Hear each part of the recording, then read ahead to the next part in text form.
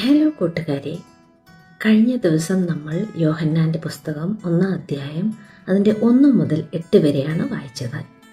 ഇതിനെക്കുറിച്ച് നമ്മൾ ഒന്ന് പരിചിന്തിക്കുമ്പോൾ ഇവിടെ ദൈവം ആരാണ്, വചനം ആരാണ്, ഈ വചനത്തിന് വെളിച്ചമായി വന്നത് ആരാണ് എന്ന 3 കാര്യങ്ങൾ മനസ്സിലാക്കുവാൻ സാധിച്ചു. യേശു പിതാവായ ദൈവം അയച്ച് നമുക്ക് ജീവൻ നൽകുന്ന രക്ഷകനും വെളിച്ചവും ആണ്. ഈ വചനത്തിന് മുൻപായി വഴിയൊരുക്കിയത് യോഹന്നാനാണെന്നും മനസ്സിലാക്കി. ഇതിൻ്റെ എല്ലാം കാരണഭൂതൻ നമ്മുടെ പിതാവായ ഏകദൈവം യഹോവയാം ദൈവമാണ്. നമുക്ക് ഈ ദൈവത്തെക്കുറിച്ച് ഒന്ന് മനസ്സിലാക്കാം. അതിനുവേണ്ടിയാണ് ഞാൻ ഇന്നത്തെ ഈ എപ്പിസോഡ് ചെയ്യുന്നത്. നമ്മളെ ഏറ്റവും അധികമായി സ്നേഹിച്ചത് നമ്മുടെ ഏകദൈവം ആയ പിതാവായ ദൈവം യഹോവ. ഇതിനെക്കുറിച്ച് നമുക്കൊന്ന് ചിന്തിക്കാം. നമുക്കെല്ലാവർക്കും യെശയ്യാവിൻ്റെ പുസ്തകം 45-ന്റെ 5-ാം വാക്യം ഒന്ന് നോക്കാം. അവിടെ ഇങ്ങനെ വായിക്കുന്നു: ഞാൻ യഹോവയാകുന്നു, മറ്റൊരുത്തനുമില്ല, ഞാനല്ലാതെ ഒരു ദൈവവുമില്ല. നീ എന്നെ അറിയാതിരിക്കെ ഞാൻ നിന്റെ അര മുറുക്കിയിരിക്കുന്നു. അപ്പോൾ ഇവിടെ ഞാനിത് വായിച്ചത് ഞാൻ യഹോവയാകുന്നു, മറ്റൊരുത്തനുമില്ല, ഞാനല്ലാതെ ഒരു ദൈവവും ഇല്ല. അപ്പോൾ നമ്മളെ എല്ലാം സൃഷ്ടിച്ച ദൈവമാണ് യഹോവയാം ദൈവം. ഈ യഹോവയാം ദൈവമാണ് തൻ്റെ പുത്രനായ യേശുവിൽ കൂടെ ഈ പ്രപഞ്ചം മുഴുവൻ സൃഷ്ടിച്ചത്. ഇനിയും ഈ ദൈവത്തെക്കുറിച്ച് നമുക്ക് വീണ്ടും മറ്റു വചനങ്ങളിലേക്ക് നമ്മുടെ ശ്രദ്ധ തിരിക്കാം. യെശയ്യാവിൻ്റെ പുസ്തകം 43-ാം അധ്യായം അതിൻ്റെ 10-ാം വാക്യം ഇങ്ങനെ വായിക്കുന്നു: ഞാനാകുന്നു എന്ന് ഗ്രഹിക്കുകയും ചെയ്യേണ്ടതിന് നിങ്ങൾ എൻ്റെ സാക്ഷികളും ഞാൻ തിരഞ്ഞെടുത്തിരിക്കുന്ന എൻ്റെ ദാസനും ആകുന്നു എന്ന് യഹോവയുടെ അരുളപ്പാട്. എനിക്ക് മുമ്പേ ഒരു ദൈവവും ഉണ്ടായിട്ടില്ല, എൻ്റെ ശേഷം ഉണ്ടാകുകയുമില്ല.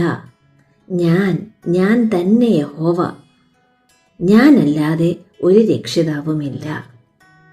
എനിക്ക് മുമ്പേ ഒരു ദൈവവും ഉണ്ടായിട്ടില്ല, എൻ്റെ ശേഷം ഉണ്ടാകുകയുമില്ല. ഞാൻ തന്നെ യഹോവ. അപ്പോൾ നമ്മുടെ പിതാവായ ദൈവം യഹോവയാണെന്നാണ് ഇവിടെ പറയുന്നത്. ഈ യഹോവ എന്ന നാമം, അല്ലെങ്കിൽ ഈ യഹോവ എന്ന ദൈവം വേറെ ആരും ഇല്ല. ഞാൻ തന്നെ യഹോവ, ഞാനല്ലാതെ ഒരു രക്ഷിതാവുമില്ല. നിങ്ങളുടെ ഇടയിൽ ഒരു അന്യദേവനല്ല. ഞാൻ തന്നെ പ്രസ്താവിക്കുകയും രക്ഷിക്കുകയും കേൾപ്പിക്കുകയും ചെയ്തത്. അതുകൊണ്ട് നിങ്ങൾ എൻ്റെ സാക്ഷികൾ എന്ന യഹോവയുടെ അരുളപ്പാട്. ഞാൻ ദൈവം തന്നെ, ഇന്നും ഞാൻ അനന്യൻ തന്നെ. ഇതാണ് നമ്മുടെ യഹോവയാം ദൈവം. നമ്മളെ ഈ പ്രപഞ്ചത്തെ മൊത്തം സൃഷ്ടിച്ച യഹോവ. നമുക്ക് വേണ്ടി രക്ഷയൊരുക്കിയതും ഈ യഹോവയാം ദൈവമാണ് എന്നാണ് ഈ വാക്യം നമ്മളെ മനസ്സിലാക്കിക്കുന്നത്. ഇനിയും നമുക്ക് യെശയ്യാവിൻ്റെ പുസ്തകം 64-ന്റെ 8-ാം വാക്യം നമുക്കൊന്ന് വായിക്കാം. ഇവിടെ ഇങ്ങനെ വായിക്കുന്നു: എങ്കിലോ യഹോവേ, നീ ഞങ്ങളുടെ പിതാവ്, ഞങ്ങൾ കളിമണ്ണും നീ ഞങ്ങളെ മനയുന്നവനും ആകുന്നു. ഞങ്ങളെല്ലാവരും നിന്റെ കൈപ്പണി അത്രേ. കണ്ടോ, ഇവിടെ നമ്മുടെ പിതാവ് യഹോവയാണ്. എങ്കിലോ യഹോവേ, നീ ഞങ്ങളുടെ പിതാവ്. അപ്പോൾ നമ്മളുടെ പിതാവ് ആരാണ്? നമ്മുടെ പിതാവ് യഹോവയാണ്. ഈ യഹോവയാം ദൈവം ആണ് നമ്മുടെ കൈപ്പണി ആയ ദൈവം. ഞങ്ങൾ കളിമണ്ണും നീ ഞങ്ങളെ മനയുന്നവനുമാകുന്നു. അപ്പോൾ നമ്മളെ മനഞ്ഞുണ്ടാക്കിയ ദൈവം നമ്മുടെ പിതാവ് യഹോവയാം ദൈവമാണ് എന്നാണ് ഇവിടെ പറയുന്നത്.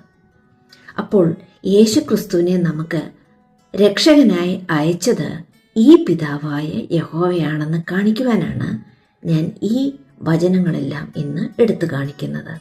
ഈ ദൈവത്തെ നമ്മൾ എല്ലാവരും അറിയണമല്ലോ. ഈ രക്ഷയൊരുക്കിയ യേശുവിൻ്റെ പിതാവ് ആരാണ് എന്ന് അറിയേണ്ടത് അനിവാര്യമാണ് കൂട്ടുകാരെ. ഇനി നമുക്ക് യെശയ്യാവിൻ്റെ പുസ്തകം 42 അധ്യായം അതിൻ്റെ 8 വാക്യം കൂടി ഒന്ന് വായിച്ചു നോക്കാം. ഇവിടെ ഇങ്ങനെ വായിക്കുന്നു: ഞാൻ യഹോവ, അത് തന്നെ എൻ്റെ നാമം, ഞാൻ എൻ്റെ മഹത്വം മറ്റൊരുത്തനും എൻ്റെ സ്തുതി വിഗ്രഹങ്ങൾക്കും വിട്ടുകൊടുക്കുകയില്ല. അപ്പോൾ ഇവിടെ വീണ്ടും പിതാവായ ദൈവം യെശയ്യാവിൻ്റെ പുസ്തകത്തിൽ കൂടി നമ്മളെ കാണിക്കുകയാണ്, ഞാൻ യഹോവ, അത് തന്നെ എൻ്റെ നാമം. അപ്പം നമ്മുടെ പിതാവായ യേശുവിൻ്റെ പിതാവ് ആരാണ്? യഹോവയാണ്. അത് തന്നെയാണ് എൻ്റെ നാമം. ഞാൻ എൻ്റെ മഹത്വം മറ്റൊരുത്തിനും വിട്ടുകൊടുക്കുകയില്ല. അപ്പം പിതാവിനുള്ള മഹത്വം പിതാവിന് തന്നെയാണ്. അത് പുത്രന് വിട്ടുകൊടുക്കുകയില്ല, ആർക്കും വിട്ടുകൊടുക്കുകയില്ല. എൻ്റെ സ്തുതി വിഗ്രഹങ്ങൾക്കും വിട്ടുകൊടുക്കുകയില്ല. എന്തുകൊണ്ടെന്നാൽ ഈ പിതാവായ ദൈവമാണ് ഈ അഖിലാണ്ടത്തെ മുഴുവൻ മെനഞ്ഞത്. തൻ്റെ പുത്രന് വേണ്ടിയും പുത്രനിൽ കൂടിയുമാണ് ഇതെല്ലാം സൃഷ്ടിച്ചത് എന്നാണ് നമ്മൾ യോഹന്നാന്റെ പുസ്തകം 1 അധ്യായത്തിൻ്റെ 1 വാക്യത്തിൽ നമ്മൾ പഠിച്ചത്. അപ്പോൾ ഈ രക്ഷയൊരുക്കിയ പിതാവ് ആരാണെന്ന് നമ്മൾ മനസ്സിലാക്കേണ്ടത് അനിവാര്യമാണ്. കൂട്ടുകാരെ, യേശു ക്രിസ്തു തൻ്റെ പിതാവിനോട് പ്രാർത്ഥിച്ചു അല്ലേ? നമ്മളെ പഠിപ്പിച്ചതും സ്വർഗസ്ഥനായ ഞങ്ങളുടെ പിതാവേ, യേശുവിൻ്റെ പിതാവും നമ്മുടെ പിതാവും. അപ്പോൾ ഈ സ്വർഗസ്ഥനായ ദൈവത്തോടാണ് യേശുവും തൻ്റെ പരീക്ഷണ കാലഘട്ടങ്ങളിലെല്ലാം ഭൂമിയിലായിരുന്നപ്പോഴെല്ലാം ക്രൂശോളം ജയിക്കുവാനായിട്ട്, ശക്തി കിട്ടാനായിട്ട് ഈ പിതാവാം ദൈവത്തോടെയാണ് പ്രാർത്ഥിച്ചത്. നമുക്കെല്ലാവർക്കും അറിയാവുന്ന വചനമാണ് യോഹന്നാന്റെ പുസ്തകം 17 അധ്യായം അതിൻ്റെ 3 വാക്യം. ഇവിടെ ഇങ്ങനെ വായിക്കുന്നു: ഏക സത്യ ദൈവമായ നിന്നെയും നീ അയച്ചിരിക്കുന്ന യേശു ക്രിസ്തുവിനെയും അറിയുന്നത് തന്നെ നിത്യജീവൻ ആകുന്നു. അപ്പോൾ കൂട്ടുകാരെ, ഈ ദൈവത്തെ അറിയേണ്ടത് എന്തുകൊണ്ടാണ് എന്ന് കാണിക്കുവാനാണ് ഞാൻ ഈ വചനം വായിച്ചത്. എല്ലാവരും ഓർത്തിരിക്കേണ്ട ഒരു വാക്യമാണ് യോഹന്നാൻ 17:3. അവിടെ ഇങ്ങനെ വായിക്കുന്നു: ഏക സത്യ ദൈവമായ നിന്നെയും. അതാരാണ്? ഇപ്പോൾ നമ്മൾ വായിച്ചു, യഹോവയാം ദൈവമാണ് എന്ന്.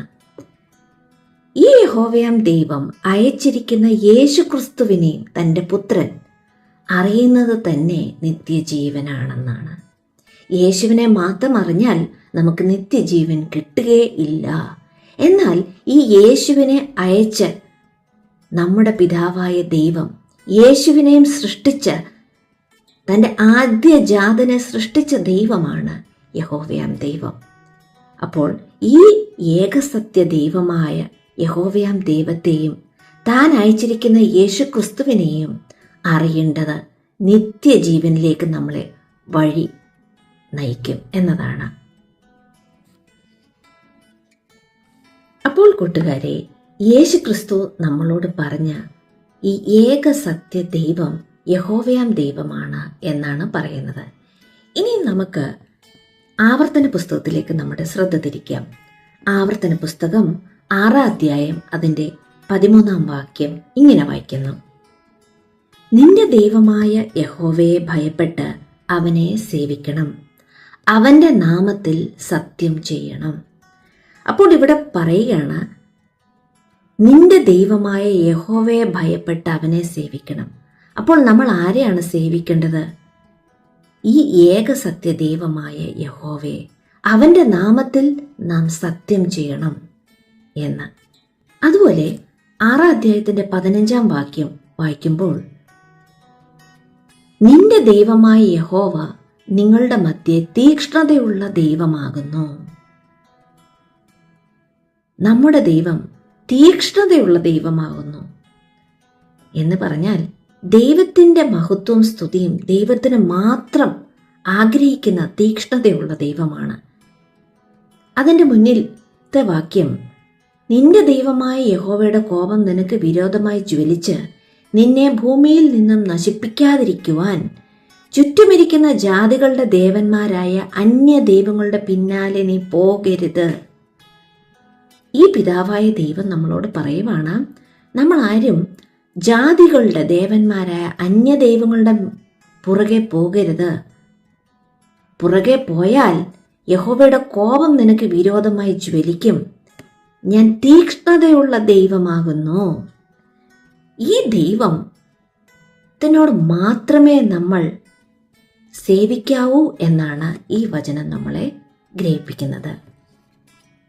ഇനിയും കൂട്ടുകാരെ, ഈ ദൈവത്തെ മാത്രമേ ആരാധിക്കാവൂ എന്ന് പറയുന്ന വാക്യം നമുക്കെല്ലാവർക്കും ലൂക്കോസിന്റെ സുവിശേഷം അതിൻ്റെ 4-ാം അധ്യായം 8-ാം വാക്യത്തിലേക്ക് നമ്മുടെ ശ്രദ്ധ തിരിക്കാം. അവിടെ ഇങ്ങനെ വായിക്കുന്നു: നിന്റെ ദൈവമായ കർത്താവിനെ നമസ്കരിച്ച് അവനെ മാത്രമേ ആരാധിക്കാവൂ എന്നെഴുതിയിരിക്കുന്നു. വ്യക്തതയോടുകൂടി പറയുവാണ്. ഇതാരാണ് പറയുന്നത്?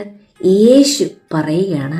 യേശു അവനോട് നിന്റെ ദൈവമായ കർത്താവിനെ നമസ്കരിച്ച് അവനെ മാത്രമേ ആരാധിക്കാവൂ. യേശു തൻ്റെ പിതാവിനോട് മാത്രമേ ആരാധന കൊടുക്കാവൂ എന്നാണ് ഇവിടെ യേശു പറയുന്നത്. കൂട്ടുകാരെ, ഇതിൽ നിന്നെല്ലാം നമ്മൾ മനസ്സിലാക്കേണ്ടത് യേശുക്രിസ്തുവിനെ അയച്ച ദൈവം യഹോവയാം ദൈവമാണ്. ഈ യഹോവയാം ദൈവത്തെയും തൻ്റെ ഏകജാതനായ പുത്രനെയും അറിയുന്നത് നമ്മളെ നിത്യജീവനിലേക്ക് വഴിതെളിക്കും എന്ന് തന്നെയാണ് കൂട്ടുകാരെ. അപ്പോൾ ഈ സത്യം നമ്മൾ അറിയേണ്ടതുണ്ട്.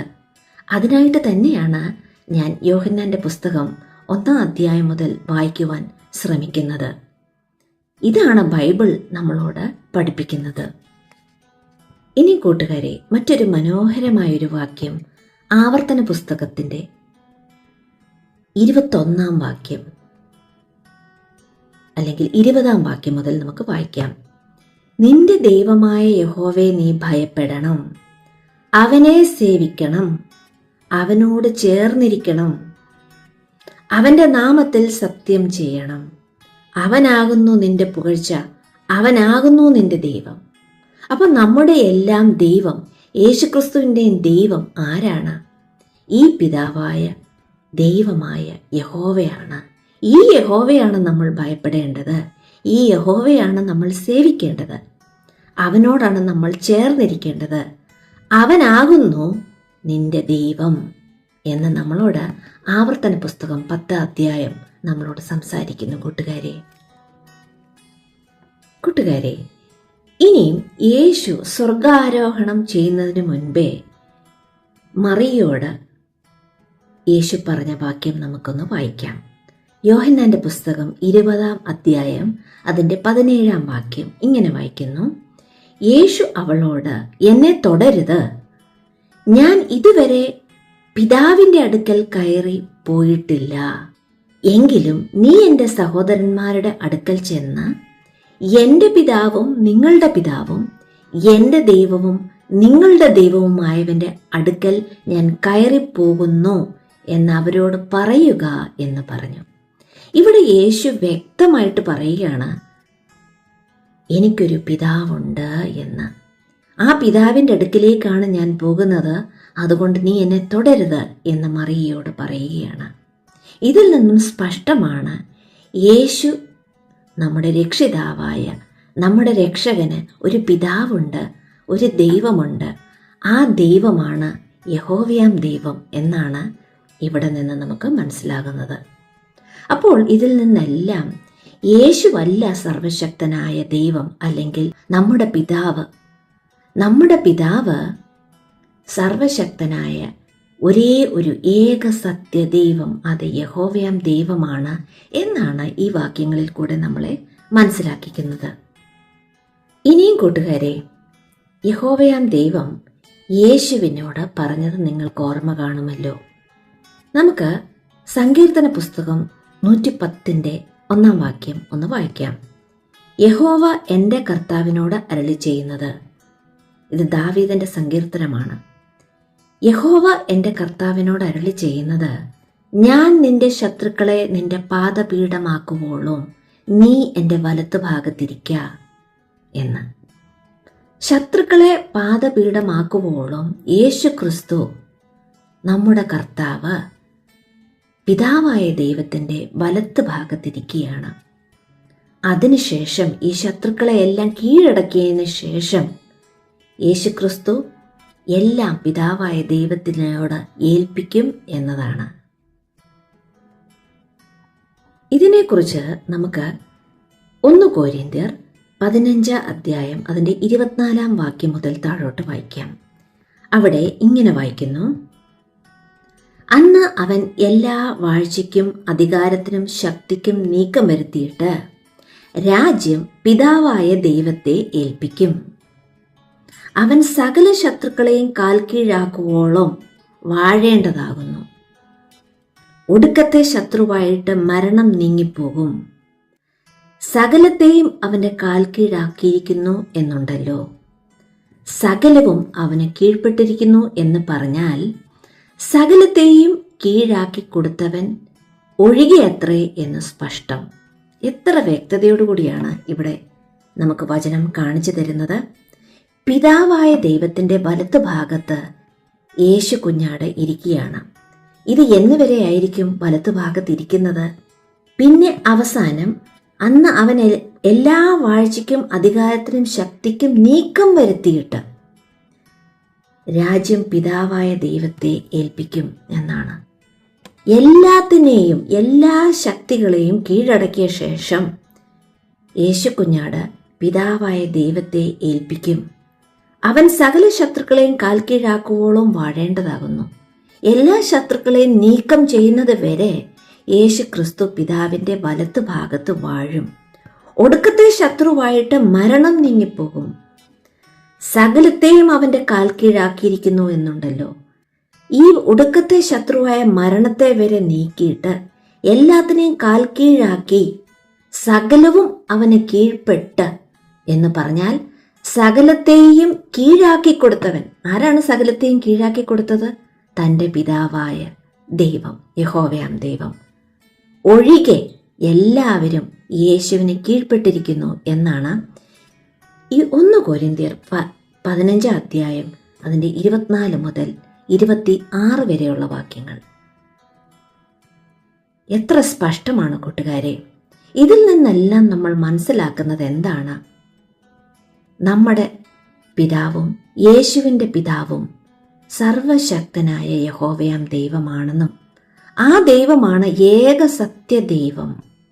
ഈ ഏകസത്യ ദൈവമായ യഹോവയെയും അവൻ്റെ പുത്രനെയും അറിഞ്ഞിരുന്നെങ്കിൽ മാത്രമേ നമുക്ക് നിത്യജീവൻ ലഭിക്കുകയുള്ളൂ കൂട്ടുകാരെ. അല്ലാതെ യേശുവാണ് സർവശക്തനായ ദൈവവും നമ്മുടെ ദൈവപുത്രനും യേശുവാണെന്ന് നമ്മൾ അതങ്ങനെയാണ് മനസ്സിലാക്കിയിരിക്കുന്നതെങ്കിൽ നമുക്ക് നിത്യജീവൻ നഷ്ടപ്പെടും.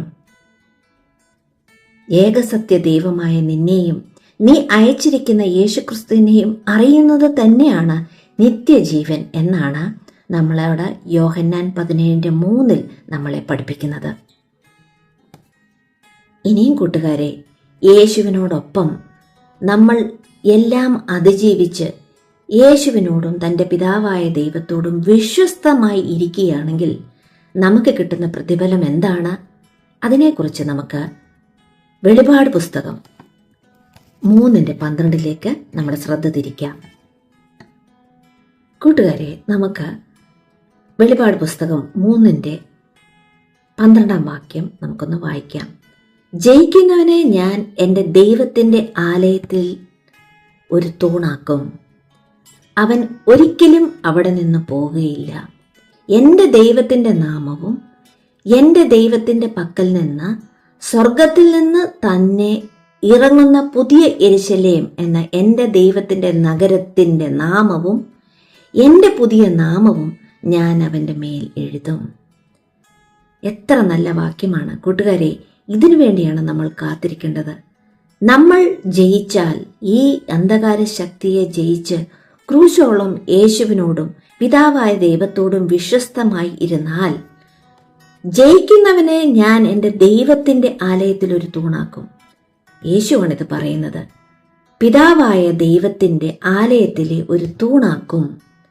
അവൻ ഒരിക്കലും അവിടെ നിന്ന് പോവുകയില്ല. നമ്മൾ എന്നും പിതാവായ ദൈവത്തിൻ്റെ ആലയത്തിലിരിക്കുമെന്നും എൻ്റെ ദൈവത്തിൻ്റെ നാമവും, നമ്മുടെ പിതാവായ ദൈവത്തിൻ്റെ നാമവും എൻ്റെ ദൈവത്തിൻ്റെ പക്കൽ നിന്ന്, സ്വർഗത്തിൽ നിന്ന് തന്നെ ഇറങ്ങുന്ന പുതിയ യെരൂശലേം എന്ന എൻ്റെ ദൈവത്തിൻ്റെ നഗരത്തിൻ്റെ നാമവും, അങ്ങനെ 2 നാമം, സ്വർഗത്തിൽ നിന്ന് തന്നെ ഇറങ്ങുന്ന പുതിയ യെരൂശലേം എന്ന എൻ്റെ ദൈവത്തിൻ്റെ നഗരത്തിൻ്റെ നാമവും എൻ്റെ പുതിയ നാമവും ഞാൻ അവൻ്റെ മേൽ എഴുതും. കണ്ടോ കൂട്ടുകാരെ, പിതാവായ ദൈവം തരുന്ന നാമം നമ്മുടെ നെറ്റിയിൽ എഴുതപ്പെടും. അതിന് നമുക്ക് ഈ പിതാവായ ദൈവത്തെയും പുത്രനായ യേശുവിനെയും അറിയുന്നെങ്കിൽ മാത്രമേ ഈ നല്ലൊരു സമ്മാനം നമുക്ക് ലഭിക്കുവാൻ സാധിക്കുകയുള്ളൂ. അങ്ങനെ നിത്യമായി ആ നിത്യരാജ്യത്തിൽ നമുക്കെല്ലാവർക്കും ജീവിക്കാം. ഇപ്പോൾ നിങ്ങൾക്ക് നമ്മുടെ ദൈവം ആരാണെന്നും അത് പിതാവായ യഹോവയാണെന്നും നമ്മുടെ രക്ഷകനെ ആ പിതാവ് നമുക്ക് വേണ്ടി അയച്ചു, നമ്മളെ എല്ലാം ആ പിതാവ് സ്നേഹിക്കുന്നത് കൊണ്ട്, ദൈവം നമ്മളെ സ്നേഹിക്കുന്നത് കൊണ്ടാണ് ആ രക്ഷകനെ നമുക്ക് വേണ്ടി അയച്ചത്. ആ രക്ഷകനിലും പിതാവായ ദൈവത്തിലും വിശ്വസിക്കുന്നവന് മരണമില്ലാത്ത നിത്യജീവൻ, ആ പുതിയ യെരൂശലേമിൽ പുതിയ പേരുള്ളവനായി നമ്മൾ അവിടെ പാർക്കും എന്നതാണ് ഈ വചനത്തിൽ കൂടെ നമ്മൾ പഠിക്കുന്നത്. ഇന്ന് നിങ്ങൾക്ക് എല്ലാവർക്കും ഞാൻ പറഞ്ഞ കാര്യങ്ങൾ ഇഷ്ടപ്പെട്ടു എന്ന് കരുതുന്നു. നിങ്ങളെല്ലാവരും ഒന്നുകൂടി ഈ വചനങ്ങളെല്ലാം എടുത്ത് വായിക്കുക. നമ്മളെ എല്ലാവരെയും ദൈവം അനുഗ്രഹിക്കട്ടെ. നന്ദി, നമസ്കാരം.